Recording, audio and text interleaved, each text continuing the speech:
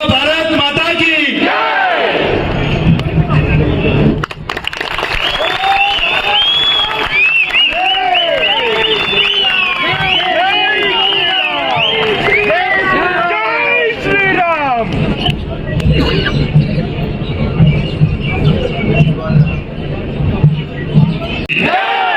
बोलो भारत माता की हेमंत बिस्वा शर्मा जी की हेमंत बिस्वा शर्मा जी की जय श्री राम जय श्री राम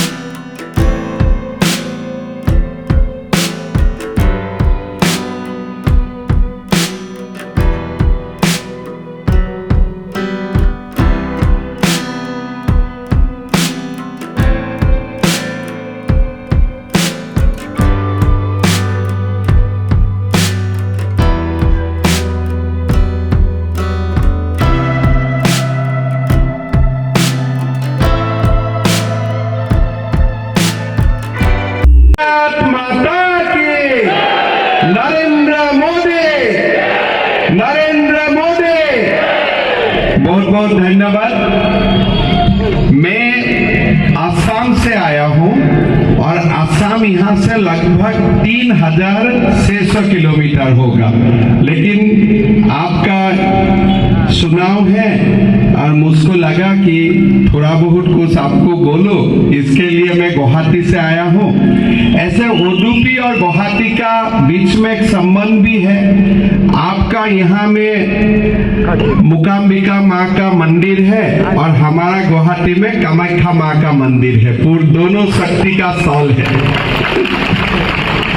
और एक्चुअली हर दुर्गा पूजा में मैं एक बार मुकाम्बिका में आते हूँ हमेशा। I mean last 4-5 years I used to come almost every year.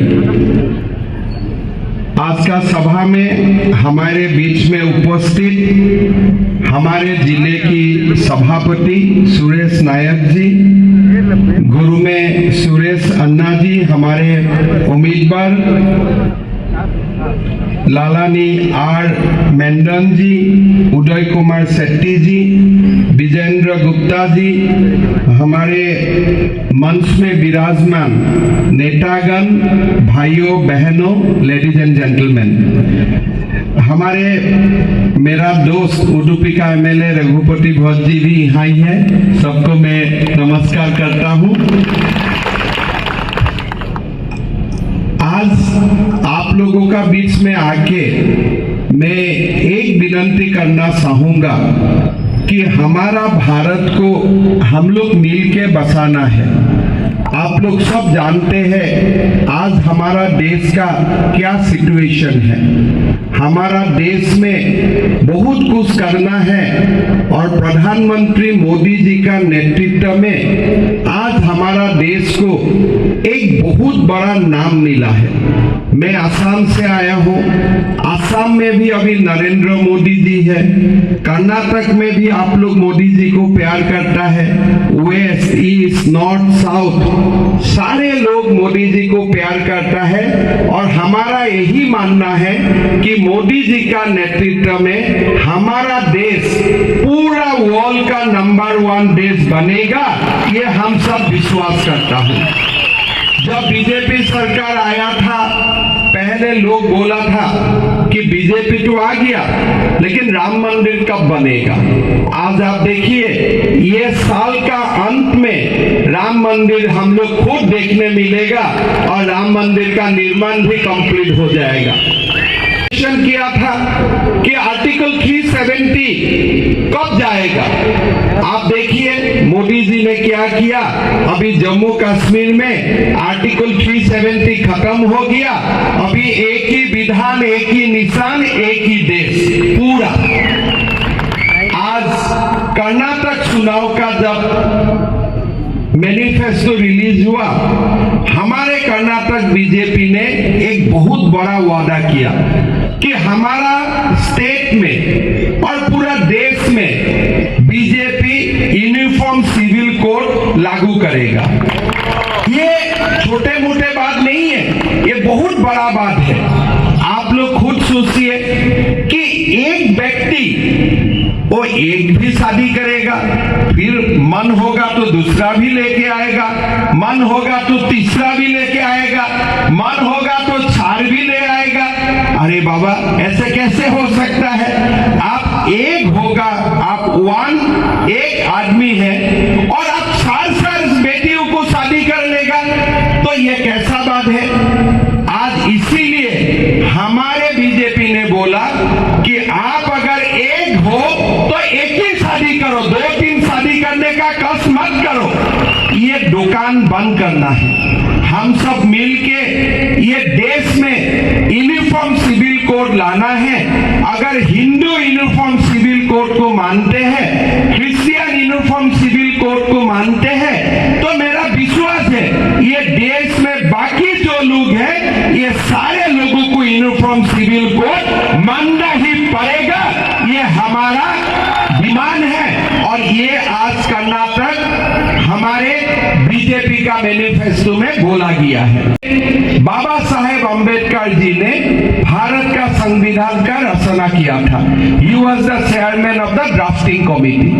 जब बाबा साहेब अम्बेडकर जी ने कॉन्स्टिट्यूशन का निर्माण किया, रचना किया, वो समय बाबा साहेब ने बोला था कि धर्म का भित्ति आपके कोई रिजर्वेशन नहीं होगा। No religious based reservation. आपको रिजर्वेशन करना है, एसटी का लिए कीजिए, एससी के लिए करिए, ओबीसी के लिए कीजिए। इसको सामाजिक न्याय बोलता है। आज कर्नाटक में जेडीएस और कांग्रेस का लंबा सरकार चला, उन्होंने स्टार्ट कर दिया कि हम धर्म का ऊपर रिजर्वेशन देगा। अभी 4% मुसलमानों को उन्होंने रिजर्वेशन देने का काम किया। बोमाई जी ने रिजर्वेशन खत्म किया। अभी कांग्रेस ने बोल रहा है कि अगर हमारा सरकार दोबारा आएगा, हम 13% मुसलमान को रिजर्वेशन देगा। अरे भाई, हम ये हिंदू लोग बैठे बैठे कंट्री में रह जाएगा, अब हमें रिजर्वेशन नहीं देगा। आप जैन को रिजर्वेशन नहीं देगा, आप क्रिश्चियन को रिजर्वेशन नहीं देगा, आप बुद्ध की रिजर्वेशन नहीं देगा, आप पारसी को रिजर्वेशन नहीं देगा। क्या आप खाली मुसलमान को ही क्यों रिजर्वेशन देते हो? इसीलिए मैंने एक सभा में बोला हूं कि प्रियंका जी, आप 10 बार जन्म लीजिए, फिर आप देश में धर्म भित्तिक आरक्षण देने का काम कीजिए, मुसलमान का आरक्षण का काम कीजिए। हमें ये नहीं मानना है। और मैं कर्नाटक का मुख्यमंत्री बोमाई जी को धन्यवाद देता हूं कि आपने ये 4% रिजर्वेशन को बंद किया। आपने ये बहुत बड़ा काम किया, हिस्टोरिकल डिसीजन आपने लिया। You deserve big congratulation from entire country. भाई और बहनों, आप देखिए कांग्रेस को, हमें देश को बसाना है। जैसे जैसे आगे बढ़ा, हमें देखने के लिए मिला कि पीएफआई का लोग हमारा देश में सर्वसिव एक्टिविटी करता है, देश का अखंडता का खिलाफ काम करता है, बम ब्लास्ट करता है, हमें बम ब्लास्ट करता है, लोगों को वो लोग ब्रेन वॉश करता है, लोगों को जिहादी बनाता है। तो अमित भाई ने पीएफआई को बैन किया। बैन का ऑर्डर आया, हमारा असम में भी काफी पीएफआई था, हमने सारे का ट्रीटमेंट कर दिया, जो करना था वो हो गया। अभी जब पीएफआई का बैन हुआ, पीएफआई का बैन होने का बाद कांग्रेस का मन में बहुत दुख लगा। कांग्रेस का मन में इतना दुख दुख लगा, अभी कर्नाटक चुनाव का मैनिफेस्टो में बोल रहा है कि आपने पीएफआई को बैन किया, हम बजरंग दल को भी बैन करेगा। अरे भाई, बजरंग दल कहां धमाका करता है क्या? बजरंग दल लोगों को जिहादी बनाता है क्या? बजरंग दल लोगों को मर्डर करता है क्या? आपको क्या जरूरत है पीएफआई के लिए T20 मैच खेलने के लिए? आपको क्या जरूरत है पीएफआई के लिए बोलने के लिए? आज आप खुद जानते हैं कर्नाटक में कैसे इंडियन मुजाहिदीन का जन्म हुआ था, कैसे पीएफआई का जन्म हुआ था, कैसे सिमी का जन्म हुआ था। हमारे हिंदू कभी भी देश में टेररिज्म का काम नहीं करता है, ये कांग्रेस का समझ में आना चाहिए। आप कभी हिंदू और फंडामेंटलिस्ट मुसलमान का जो पीएफआई है उनको एक मत कीजिए। आज कर्नाटक का चुनाव घोषणा पत्र निकाला, कांग्रेस ने बोला कि हमें जो पीएफआई है आपने इसको बैन किया, हम बजरंग दल को बैन करेगा।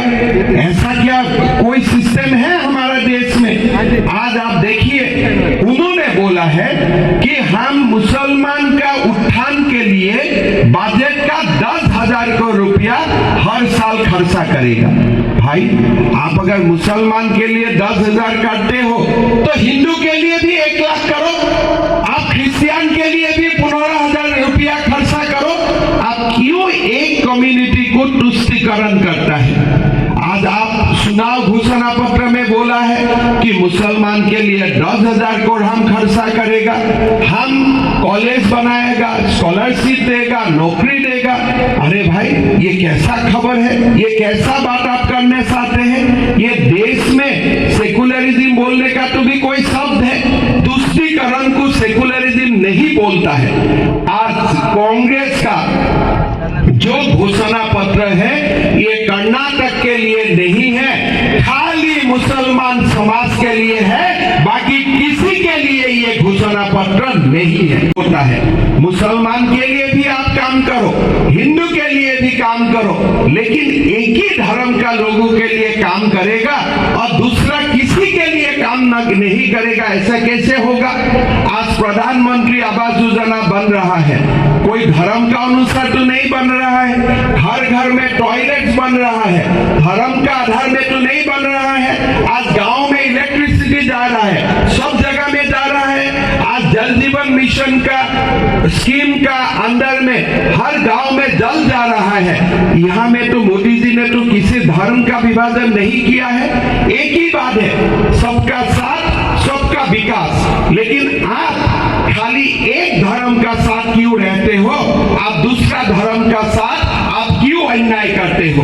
अभी कर्नाटक का बीजेपी लोगों ने, कर्नाटक का बीजेपी हमारा बंधुगण ने ये क्लियर बताया है कि हमारा बजट होगा, हम 30,000 करोड़ रुपया हम एग्रीकल्चर के लिए खर्चा करेगा, गैस सिलेंडर हम 3 गैस सिलेंडर फ्री में देगा, हर टाउन में लोगों को कम खर्च में खाने मिलने वाला कैंटीन बनाएगा।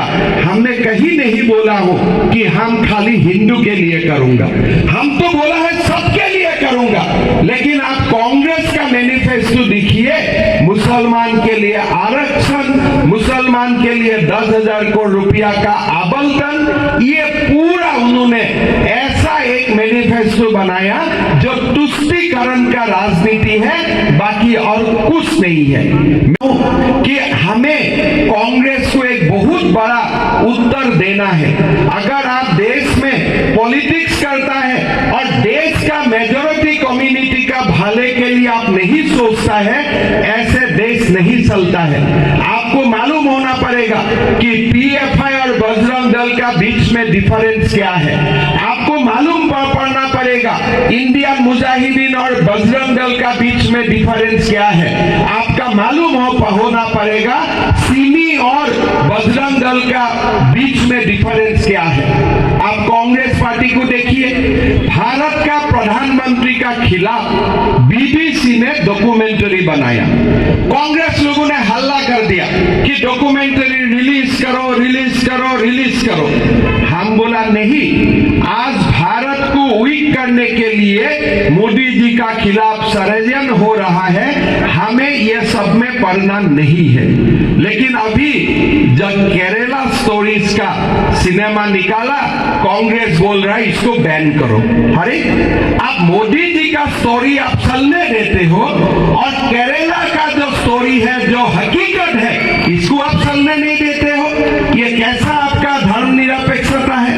आज आप केरला का जो भी स्टोरी है, लोग बोल रहा है कि कैसे हिंदू और क्रिश्चियन बेटियों का कन्वर्शन किया जाते हैं, फिर उनको जिहादी बनाने का प्रयास हो रहा है।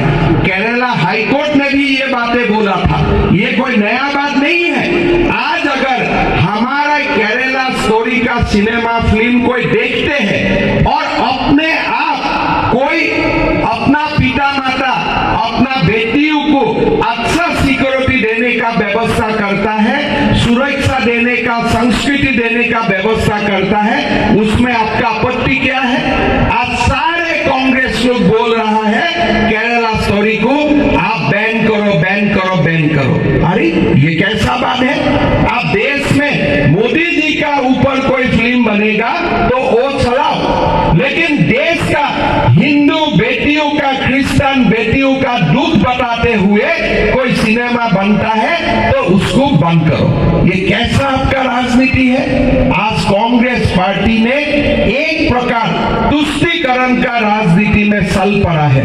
आपका खुद याद है जब हमारे कर्नाटक में पीएफआई लोगों को अरेस्ट किया गया था, सिद्धारामैया जी का सरकार ने सारे लोगों को रिलीज कर दिया था। आज कांग्रेस कोई विकास का बात नहीं बोल रहा है, आज कांग्रेस खाली तुष्टीकरण का बात बोल रहा है। All cases against PFI was withdrawn. 1500 PFI cadres were release from jail. जब कुकर ब्लास्ट केस हुआ था तो शिव कुमार जी ने वो ब्लास्ट केस का एक्यूज के लिए बात किया था, हमारे लिए बात नहीं किया था। ये सारे बात आपको मालूम है। भाई और बहनों, अभी कांग्रेस ने क्या नया काम शुरू किया है कि हम गारंटी देता हूं। अरे भाई, ये आपका कौन सा गारंटी है? आप कहां से आ गया गारंटी देने के लिए? पहले राहुल जी, आपका खुद का गारंटी कौन ले रहा है वो बात पहले मुझको बोलो। आप खुद अमेठी में चुनाव हारा, एक बार भी 5 साल में अमेठी में नहीं किया। आपका सरकार बनते हैं, वादा आप नहीं निभाता है। आपके लिए अपना माँ खुद चिंतित है और कुछ नहीं है, मेरा बेटा का क्या हो जाएगा, कुछ नहीं करता है, मेरा बात भी नहीं मानते हैं। अपना सोनिया गांधी खुद राहुल का ऊपर चिंतित है और राहुल गांधी बड़ा आ गया और बोल रहा है कि मैं कर्नाटक का लोगों को गारंटी देता हूं। भाई एक बार सोचिए, कर्नाटक का लोग कौन है? Leader in the information technology, leader in the biotechnology, leader in the agriculture sector. Karnataka का लोगों का अपना सम्मान है, अपना अहंकार है। आप आके कर्नाटक में गारंटी देने का जरूरत नहीं है, जाके अपना पहले कांग्रेस को गारंटी दीजिए कि हम सब लोगों का साथ चलूंगा, एक खाली धर्म का साथ हम नहीं चलेगा। आज ये जो कर्नाटक प्रदेश है, इसमें भारत का कितना स्टोरीज, हमारा भारत का कितना इतिहास समा हुआ है। काल में कुर्ग गया था, कुर्ग में लोगों ने बताया कैसे 80,000 कोडावा हीरोज ने अपना जननी जन्मभूमि के लिए सब कुछ छोड़ दिया था। यहाँ मैंने आया, केम्पागौड़ा का पूरा कहानी मैंने सुना, भगवान बासवेश्वर का बारे में सुना, रानी सिनामा का बारे में सीखा, रानी आबाका का बारे में सीखा। लेकिन टेक्स्ट बुक में जब मैं असम में था, मैं भी हिस्ट्री पढ़ता था, ये सारे हीरोज का तो नाम नहीं था। देश का एक ही हीरो का नाम, कर्नाटक का एक ही हीरो का नाम देश का बाकी जगह में जानते हैं, उसका नाम खाली टीपू सुल्तान है, बाकी किसी का नाम नहीं जानते हैं। आज हमारा प्रधानमंत्री जी ने नया एजुकेशन पॉलिसी लाया। उन्होंने बोला देश का नौजवान को भगवान बासवेश्वर बसवेश्वर का बारे में जानना जरूरी है, कंपगवाड़ा का बारे में जानना जरूरी है, छत्रपति शिवाजी का बारे में जानना जरूरी है, सीतो रानी सिन्नाम्मा का बारे में जानना जरूरी है, रानी अब्बा का बारे में जानना जरूरी है। आज हमारे जो असम का लासित बरफुकन है उनका बारे में जानने का जरूरी है। अभी कांग्रेस बोल रहा है कि हम नया एजुकेशन पॉलिसी लाने नहीं दूंगा। अरे बाबा, आप क्या कांग्रेस यही चाहते हैं कि हम खाली बाबर का बारे में जाने, खाली औरंगजेब का बारे में जाने, खाली टीपू सुल्तान का बारे में जाने और किसी का बारे में नहीं जाने? ऐसा क्या देश हो सकता है? ऐसे क्या भारत महाशक्ति बन सकता है? तो आप लोग सोचिए, आज कांग्रेस हमारा देश को कहां से कहां ले जाना चाहते हैं। एक बार बोलेगा मुसलमान के लिए रिजर्वेशन लाऊंगा, एक बार बोलेगा बजट का 10,000 करोड़ खर्चा करूंगा मुसलमान का कल्याण के लिए, एक बार आप बोलेगा कि नहीं नहीं हमें नेशनल एजुकेशन पॉलिसी भी नहीं लाना है और हमें हमेशा तुष्टीकरण का राजनीति करना है। कांग्रेस का तुष्टीकरण का राजनीति ने देश का नक्शा बदला दिया है। आपने खुद देखा है आज जम्मू कश्मीर का हालत क्या है। बांग्लादेश से लोग आते आते हमारा असम का हालत क्या बना दिया। आज आप खुद जानते हैं पश्चिम बंगाल का हालत क्या है। आज देश में आप यहाँ रहता है, आप जानते हैं थोड़ी दिन पहले एनआईए ने दक्षिण कर्नाटक में कितना स्लीपर सेल को आइडेंटिफाई किया है। आज दक्षिण कर्नाटक में टेररिज्म का एक समय हब बन जाता था अगर एनआईए और भारत सरकार तत्कालीन काम नहीं करता था। असम में बैठ के मैं भटकल ब्रदर्स का नाम सुनता था। आप लोग सोच सकता था क्या हालत बना दिया था। लेकिन आज मोदी जी और अमित शाह जी का नेतृत्व में धीरे धीरे देश स्वाभिमान का एक नया दौर से गुजर रहा है। हमें देश को बचाना है, हमें कर्नाटक को बचाना है, हमें हमारा खुद का संस्कृति को बचाना है, हमें हमारा खुद का धर्म को बचाना है। भाइयों और बहनों, ये कर्नाटक का चुनाव में आप लोग मोदी जी को ताकत दीजिए। कांग्रेस कुछ नहीं करता है। आज देश का कल्याण के लिए नरेंद्र मोदी जी ने काम किया। अगर कांग्रेस का कोई गारंटी होता था 50 साल में देश पूरा परिवर्तन हो जाता था। आज इंदिरा जी ने बताया था कि मैं गरीबी हटा दूंगा। क्या गरीबी हटाया? आज मनमोहन सिंह प्रधानमंत्री हुए, आज जवाहरलाल नेहरू जी प्रधानमंत्री हुए, इंदिरा गांधी प्रधानमंत्री बने, राजीव गांधी प्रधानमंत्री बने। देश का क्या डेवलपमेंट हुआ? लेकिन मोदी जी शुरू किया, लोगों का टॉयलेट्स भी नहीं था, लोगों का पीने का पानी भी गांव में नहीं है। आज कांग्रेस अगर 50 साल कुछ गारंटी देना ही चाहता था, 7 साल कुछ गारंटी देने ही चाहता था, बहुत सारा कुछ कर सकता था। मैं आपको बताना चाहता हूं, मैं नॉर्थ ईस्ट से आते हैं। 1962 चाइनीज मिलिट्री पूरा नॉर्थ ईस्ट का अंदर घुस गया था। जब लोगों ने कारण देखा, यही कारण देखा कि चाइनीज आर्मी हेडक्वार्टर से इंडियन बॉर्डर आने के लिए 15 मिनट का समय लगते हैं, लेकिन हमारा रीइंफोर्समेंट जाने के लिए 15 डेज का जरूरत होता है। इसलिए बॉर्डर में कुछ भी रास्ता नहीं था, कोई रेलवे लाइन नहीं था। आज 2014 साल का बाद मोदी जी ने रास्ता बनाया, रेल ट्रैक बनाया। आज अगर चाइनीज आर्मी बॉर्डर में 15 मिनट में आते हैं, भारतीय सेना 10 मिनट में पहुंच जाएगा। ऐसा व्यवस्था मोदी जी ने किया। 6 महीना पहले तवांग में इंडिया और चाइनीज मिलिट्री का हाथाहाथी हुआ। हमारा मिलिट्री ने चाइनीज मिलिट्री को खदेड़ दिया, पीछे फेंक दिया। कारण क्या है? हमारा पास अभी कम्युनिकेशन है। आज जम्मू कश्मीर हो, आपने नॉर्थ ईस्ट हो, आज सारे जगह में मोदी जी ने सीमाओं का सुरक्षा किया। कोविड का समय हुआ, हमें वैक्सीन दिया। कोविड का समय हुआ, हमें हर घर में उन्होंने वैक्सीन पहुंचाया। कांग्रेस लोग बोला था ये डुप्लीकेट वैक्सीन है, लेकिन जब वैक्सीन एक्चुअली निकाला, वही कांग्रेस का लोग लाइन में पहला सारी में चला गया था वैक्सीन लेने के लिए।